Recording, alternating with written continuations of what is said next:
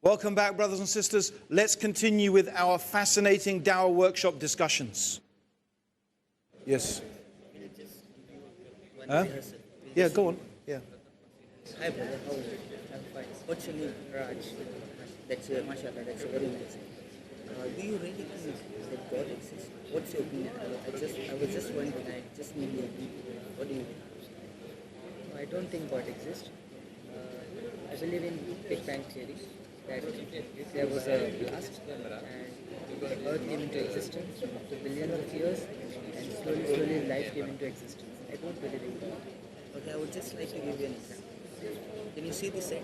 It is very beautiful, isn't it? Okay, this is fine. This is not a problem. Okay. The thing here is what we want to do is before we, we could say that this may not be 100% necessary, and not in every conversation you may not use the common sense and reason, right? But in lots of cases it's useful, right? So even in your conversation now, just for practice, yeah, he says, okay, you say that you're saying, no, I think there's just a Big Bang. You say, okay, when you want to understand anything about how did the universe come into existence, why are we here, what process do you use to come to this conclusion? Yeah? So maybe he will say science. Say, okay, what made you think that science? Why use science? So at the end, what you want to get from him is that he's going to use reason and common sense. Okay? And you say, great. And we just want to agree on this. Because believe me, even an atheist, when it comes down to it, they will not use common sense and reason. If they use common sense and reason, they will believe in God, right? So it's just to get this basic concept of using common sense and reason. Actually, you may have conversations you don't need to use it, but we just want to practice that, okay? By the way, especially if you're talking to a Hindu or you're talking to a Christian, you definitely want to get this agreement of using common sense and reason, because they will always try to escape. Religion is not supposed to make sense. It's a mystery. Yeah? Well, that's fine. Then you'll say, you just have to go back to the beginning again. Why wait until you're halfway through the conversation and then say, no, we have to use reason? No, why? So establish from the beginning. If the person at the beginning says, no, we don't use reason, then you can have a conversation about that. So the point about this is just to make your dawah very efficient and very effective. Otherwise, what happens? We're going this way, we're going that way, we go back to where the conversation is going everywhere. Everything has a step. That's the purpose, yeah? So practice this using common sense and reason, yeah? So as the da'i, you're going to say, okay, let's agree that when we have this conversation, we're going to use common sense and reason. Then you want to explain to them or give them a reason why we're using reason. That's why I said the man in the red underpants crossing the road. You use reason all the time and common sense. So let's use it now. You understand? You sure? Who's got the concept now? Who thinks they can? Huh? MashaAllah. Anyone else? How about you guys? Anyone else has got the concept? Are you sure? Amir? Yeah? The concept of using common sense and reason. Yeah? Okay, what we're doing is breaking the conversation into pieces. I don't need you to have the whole conversation every time. Otherwise, it will take a long time. We need to practice each part. So maybe it's looking a bit like a jigsaw puzzle without a picture. But if you think of Go Rap, remember I told you how I did Go Rap in 10 minutes? That's how the conversation is going to go. You have to have that in there's the picture in your mind. Yeah? But now I am breaking it down into parts and giving you the details. Now, some of you may be thinking, okay, why do I need to have this thing about common sense and reason? Why? And the reason that we're using common sense and reason, okay, is that especially, by the way, if you're talking to a Christian or a Hindu, do you think a Christian will agree that God exists? Yes or no? Okay? Will they agree with you that God is one and different from the creation. And probably most Hindus will as well, by the way. Yeah, some Muslims think that Allah is everywhere and everything, and Allah is here and in me and in you. And I know Hindus who think that God is, upar, as they say. So I've actually, I met some Hindus whose concept of God is more close to the Islamic concept than some people who call themselves Muslims. But this depends anyway. So they may agree with you all, but then what happens? They say, no, Hare Krishna is God. Jesus is God. Buddha is God. So now what are you going to say? You want to try and persuade them, no, that doesn't make sense. But they will say, yeah, it doesn't make sense. It doesn't have to make sense. We don't believe in, it's a mystery. Right? Now, what you have to do is go back and say, no, now you want to try and persuade them that we have to use reason and common sense. But unfortunately, you've gone so far into the conversation. Why not start from the very beginning? This is the beautiful thing about this. Is why I said, this is from years of experience, right? If you put this condition in your conversation from the beginning, when they get to that stage of trying to say that, no, Jesus is God and Krishna is God or whatever, you say, wait a minute, didn't we agree to use common sense in the beginning? And they'll say, oh, yes.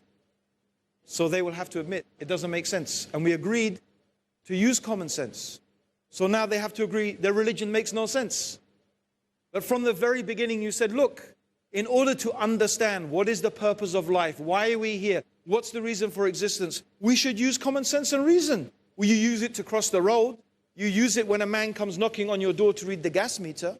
You use it for those things. Why don't we use it to understand the purpose of life as well? So they've agreed. You want to get them to agree on that. So later down in the conversation, they can't come up with some crazy stuff. Do you understand? This is, you see, thinking ahead. This is understanding, how can a conversation, okay, it's true, not every conversation, maybe many conversations will not go in that wrong direction. Maybe the person will just agree anyway with you. But why take the chance? So what are we trying to avoid? We're trying to avoid as much as possible randomness in our conversation. Our conversation goes over here, then it goes over here, then it goes back to here, then it goes over here. Right? Why? When you're going to the thing, do you take the highway? As long as it's free and clear. Are you going to take the highway? Yes? Or you take this one and then take that one and then find there's a jam and take this one back and... No, just take the highway. All right? But to take the highway, you need to follow the lanes that go up. You can't just jump onto the highway and jump off, right? So this is the highway. This is a very well thought out conversation to get you from here to there in the easiest way. Okay, maybe you could miss out this bit and you will get away with it. Or maybe you won't. So why take the chance? Yeah? So this is why we introduced this concept of common sense and reason. By the way, this is the simple bit. I have more complex information to add to this as well. So you have to get the simple bit right. So the conversation is in parts, right? Number one, we've done the initiation. So if I am going to just practice with you, for example, yeah, Ahmed, so you ask me a question. Go and ask me a question. Like a difficult, imagine you're the non-Muslim now, you're asking me a question. It's mentioned in the Quran that Muslims are allowed to marry only one. Where does it say that in the Quran? Like it's mentioned in the Surah Nisa, chapter 4, verse 3. Marry women of your choice in 2, 3, or 4. But if you can't that says 2, 3, or 4, not only one. The verse continues. So first it says 2, 3, or 4, though. Okay, marry women of your choice in 2, 3, or 4. Am I giving Dawah in the right way, or am I contradicting myself? Okay. Okay, yeah. Let's do it the right way. That's a really good question. And I really appreciate you asking the question. What's your name, by the way? Ahmed. Yeah, it's nice to meet you, Ahmed. My name's Abdurrahim. Yeah, that's a really good question. But look, in order for you to be able to understand the answer, I have to explain to you some basics of Islam. Have you got a few minutes? Yeah. Okay, listen. One thing I want us to agree upon, you and me, is that in order to understand these issues about What's the purpose of life? What's the reason of our existence? Is there a God or not? What we should use is common sense and reason. And the reason for that is I think we use it all the time in our life. For example, if you're going to cross the road, do you just have faith and just cross the road without looking where you're going? Yes or no? Or do you look where you're going when you cross the road? Sure. Yeah, you look, right? So you're looking, is this vehicle going to hit me? So this is actually using your reason. Or say, for example, some guy came knocking on your door. He says, I've come to read the electric meter. And he is wearing only red underpants. Are you going to let him into your house? No. Why not? He's looking weird and... He's looking weird, yeah? He doesn't look like the gas meter guy. Sure. Okay, what process made you come to that conclusion? How did you know that? What's going on? How did you know that he's not the... I mean, do you understand what I'm saying? What is the process that is taking place?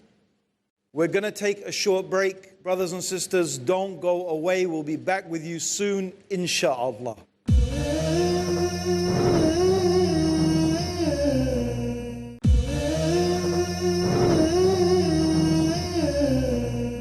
Assalamu alaikum, brothers and sisters. Welcome back. Let's continue with our very interesting discussion.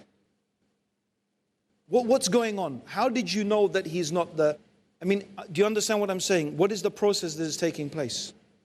I mean, we could easily recognize or distinguish an electrician from a person who is wearing just an undergarment. Exactly. So you're actually using your reason, right? It happens very fast, but you're using your reason. So I want you to agree with me that when we have our discussion and I explain to you about Islam and about life and all of these things, that you will agree that the best thing to use is reason. We use it for everything. Why not when it comes to this subject? Do you agree with me so far? Yes. Okay, have you got it now? You see? Now, we don't want to go through this every time. If we have to go back to the beginning, every time, it's going to take us a long time to go through the whole of Go Rap. That's why I just want to break it down into part 1, induction. Part 2, common sense and reason. Part 3, God's existence. Part 4, God's oneness. Part 5, revelation.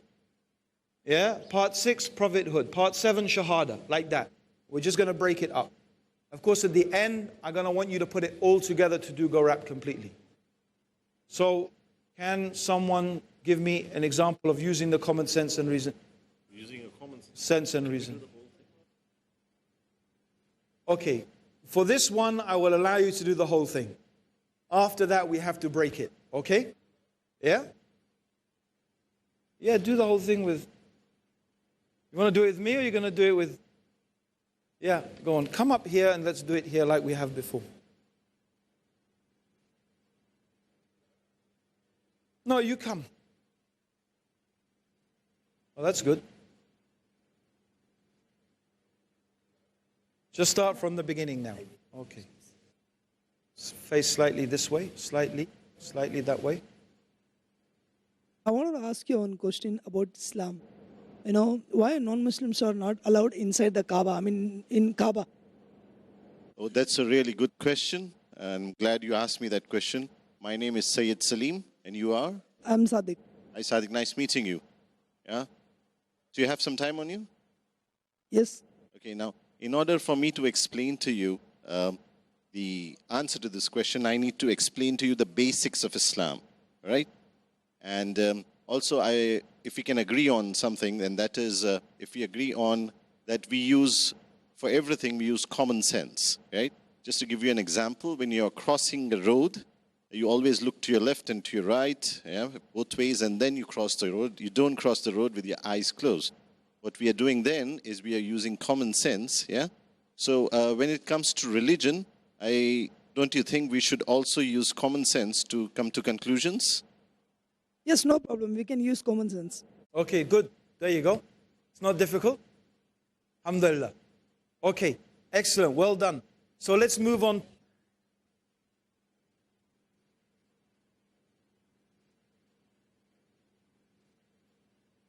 Now what I want to do is just give you more information. It's up to you whether you want to use this or not.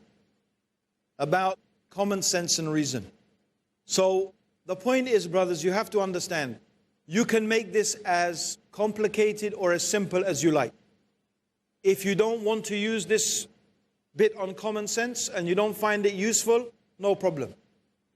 I'm just saying, from years and years of experience, this is actually very useful. Okay? I just want to go into a bit more detail. By common sense, what I mean and what I understand is there are some basic principles that all human beings agree upon. Everywhere. It doesn't matter where they are. Every human being will agree with this unless they are mad. If they are mad, in fact, if they didn't agree with these, we'd know they're mad. Yeah? Let me give you an example. A part of something is less than the whole thing. Is this true or not? Yeah? A part of something is less than the whole. Will anyone disagree with this? No. This is really a common universal truth. And this is a necessary truth of logic and reason. If we didn't have this truth, we couldn't make sense of anything around us. Yes? Okay. Let me give you another example. You don't get something coming from nothing. Yeah? If we accepted the opposite, that you can get something coming from nothing, then how could we have laws? How could we have rules? How could we make judgments about anything? Because then you could say, oh, no, I didn't kill that person. That person just died just like that, and the knife popped into existence as I was doing this. Yeah? Reality would not mean anything. Yeah? Also causality. That this follows this follows this. This is a basic, fundamental premise of human reasoning. Right? That this follows this, that follows this. Right? Otherwise, everything would just be a jumble of things happening. So these are some basic things. Also, something cannot be its opposite. True or not? Can a circle be a square and still be a circle at the same time? It's not possible, right? This is a basic rule of logic. Something can't be its opposite. So this is what we call common sense, universal rules. Now, if in your dawah conversation you want to mention these things, that's very good. I'll tell you why. Because all of these things will come in very useful later in your conversation.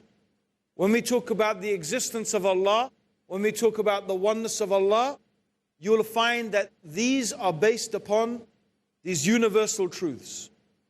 You can't get something coming from nothing. Something cannot be its opposite. The rule of causality, that this follows this, that follows this. Right? It's only through and because of these universal laws that we can conclude that Allah exists, that Allah is one, from reason. Yeah? So if you want to mention these things, that's good at this stage of common sense. To give some real examples of universal laws through which human beings understand the world around them. Because this is the basis upon which we are going to be showing people that the Creator exists, the Creator is wise, the Creator is knowing, the Creator is one. Okay? So that's a bit more information. You can take it and use it if you want. If you don't want, it's up to you. Okay, now we want to talk about the first bit of Go Rap. What's the first bit of Go Rap? The G, what does it stand for? God. God's what? Existence. Okay. We have a few arguments for God's existence that we can put forward. All of them reasonable and logical. Right? So using our common sense and our logic, there are compelling reasons for us to believe in a creator. Now I'm not going to say, I can prove there's a creator. Remember? Just there are compelling reasons to believe that there is a creator. So basically, what do you think, brothers? What arguments do we use to show that there is a creator? You tell me. Rather than me telling you, you tell me. What arguments do we use? Yes?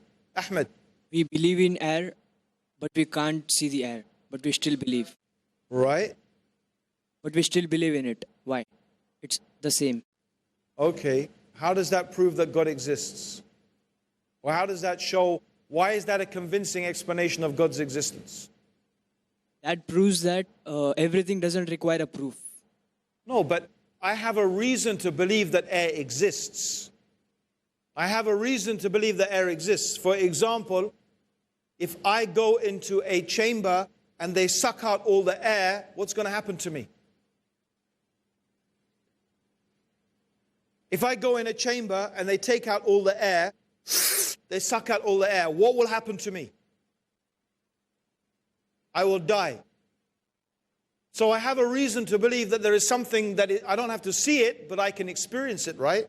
So I'm sorry, I don't agree with you to say that there are some things we believe without reason. No, there are lots of reasons to believe that air exists, right? I can feel it, for example. I can feel the wind. I don't see it, but I can feel it, right? So isn't that not a reason also to believe that air exists? So this is all part of reason. It's not just seeing. Reason just doesn't mean if I see it, I believe it. No. Actually, we believe many things from reason that we don't even see, right? For example, who believes that they're going to have breakfast tomorrow, or that they're going to go to work tomorrow, or they're going to come here tomorrow? Who believes that? I'm not saying 100%, but who believes that they're going to come here tomorrow? None of you? Come on. I don't believe that. I'm sorry. I don't believe you. Unless you decided not to. Who believes they're going to come here tomorrow? Yeah? Most of you. Okay, based on what? Based on your schedule. Right? You could die. Of course you could die. Right? But so far, you've lived for how many years? 40 years. You haven't died yet. Have you got a heart disease? Have you got diabetes? Have you got some, real cause to think that tomorrow you're going to drop dead? You could do. It's possible. But generally, our reason leads us to believe that I'm going to be here tomorrow. Something could happen, but is it reasonable to believe you're going to be here tomorrow? Yes or no? Yes. Can you see it? No. So you don't have to see something to have a reason to believe it's going to happen. That's it for now, brothers and sisters. Don't forget to join us next time for Dawah Workshop.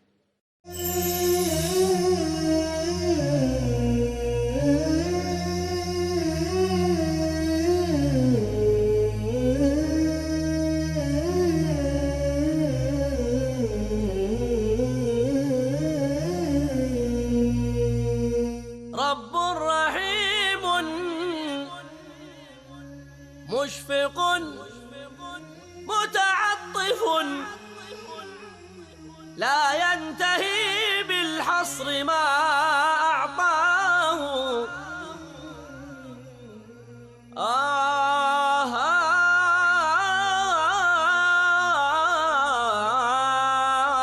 رب رحيم مشفق متعطف